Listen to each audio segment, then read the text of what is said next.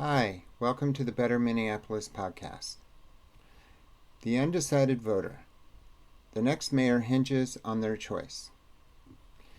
If you value our local coverage, please consider becoming a paid subscriber.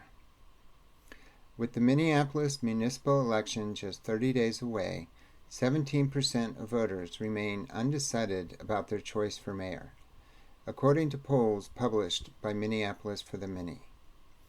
We can't vouch for the poll's accuracy. 80% of responses came via text. But in the absence of other public data, it provides a useful snapshot of who the undecided voters are. Surveys conducted in May and August 2025 showed no change in the rate of undecided voters. Who are the 17%? Much has happened since the polls were conducted that could have nudged voters toward one candidate or another, most of it connected to public safety. Journalist Rick Cupichella's recent investigative piece, A Precarious State, painted a stark picture of rising crime across Minnesota, and Minneapolis in particular. That report aired after the polls and several mass shootings, including one at Annunciation Church on August 27 in South Minneapolis. Among undecided voters, nearly half, 48%, believe the city is off track. About a third, 34%, blame the city council. 29% fault Mayor Frey. Yet when asked about his challengers, most were unfamiliar. 75% had no opinion of Omar Fateh, 91% were unsure about DeWayne Davis, and 92% said the same of Jazz Hampton. One potentially positive sign for Frey: 74% of undecided voters approve of Governor Tim Walz, who has endorsed him. The demographics of uncertainty. The undecided bloc leans slightly female, 53%, and largely Democratic, 58%, with another third, 33%, identifying as independent.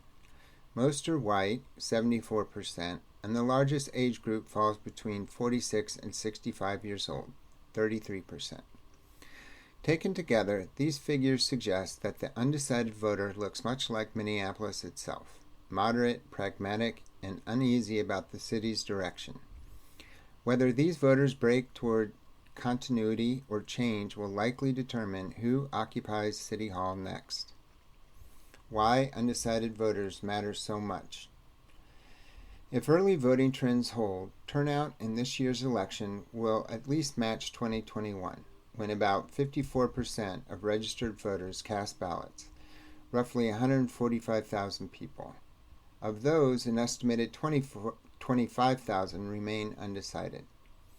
Their choices will likely determine who leads Minneapolis for the next 4 years, shaping how the city confronts its central challenges: public safety, homelessness, and rising property taxes. Every campaign mailer, digital ad, and phone call over the next month is aimed squarely at this group.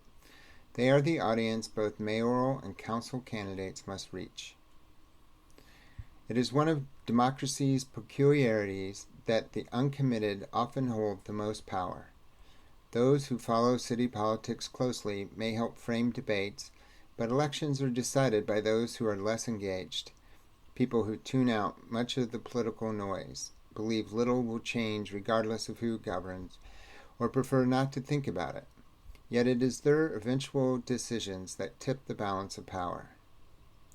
One of the clearest lessons shaping my understanding of politics came from Republican Gary Johnson's 1994 victory in New Mexico.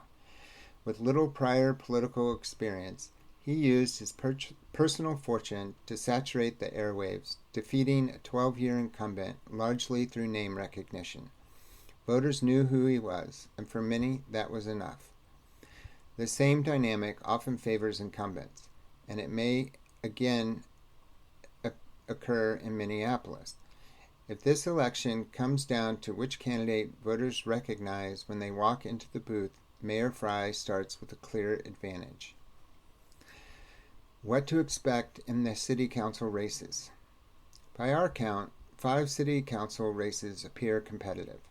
Their outcomes will determine whether the next council aligns more closely with Democratic Socialists of America-backed candidates such as Robin Woensley, or with the more pragmatic members, including Michael Rainville and Lene Palmisano. 2 wards stand out as pivotal. In Ward 2, former legislator Shelley Medore is challenging 2-term incumbent Robin Woensley. In Ward 5, the seat left open by Jeremiah Ellison's decision not to seek re-election has drawn multiple contenders. Ellison's name recognition, bolstered by his father, Attorney General Keith Ellison, was a significant factor in his early campaigns, underscoring how powerful familiarity remains in Minneapolis politics. In Ward 6, Councilmember Jamal Osman is expected to retain his seat. Despite controversy surrounding a nonprofit connected to his family, he has maintained support within his constituency and continues to play an unpredictable role as a swing vote on the council.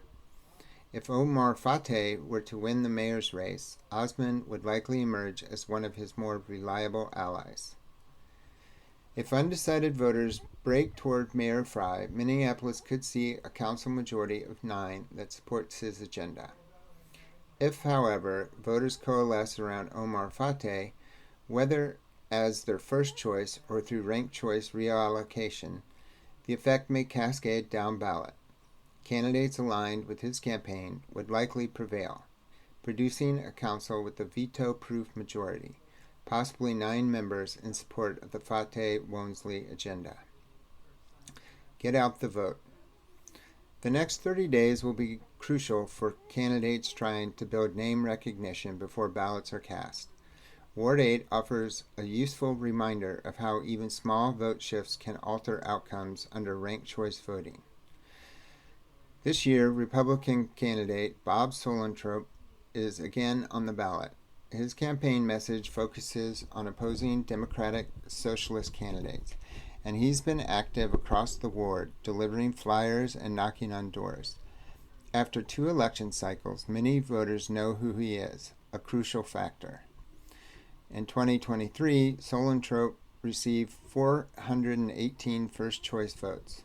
When those ballots were reallocated, a majority of his votes, along with the 544 voters who had supported an alternate DFL candidate, Terry White, me, listed Andrea Jenkins as their second choice. Those transferred votes provided Jenkins a margin of 38 votes over challenger Soren Stevenson.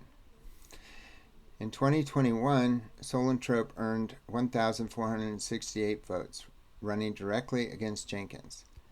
If voter patterns hold, roughly 12% of Ward 8 voters will again choose someone other than the leading candidates, meaning second-choice preferences could once more determine the result.